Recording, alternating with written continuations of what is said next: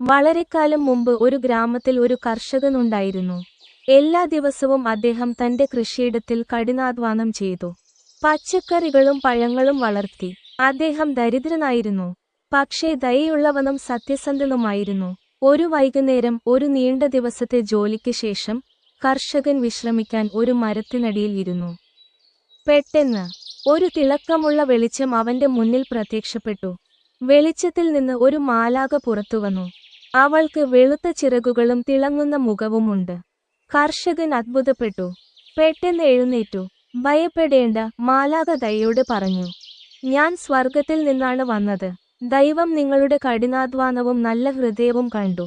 നിങ്ങൾക്ക് ഒരു സമ്മാനം നൽകാൻ അവൻ എന്നെ അയച്ചു. നിങ്ങൾക്ക് ഒരു ആഗ്രഹം ചോദിക്കാം, ഞാൻ അത് സാക്ഷാത്കരിക്കും. കർഷകൻ ഒരു നിമിഷം ചിന്തിച്ചു. അവൻ സ്വർണമോ വലിയ വീടോ ആവശ്യപ്പെട്ടില്ല. അയാൾ പുഞ്ചിരിച്ചുകൊണ്ട് പറഞ്ഞു, എനിക്ക് ഇപ്പോൾ പ്രായമായി. എനിക്ക് അധികം ആവശ്യമില്ല. പക്ഷേ എന്റെ ഗ്രാമത്തിൽ ധാരാളം ദരിദ്രരുണ്ട്.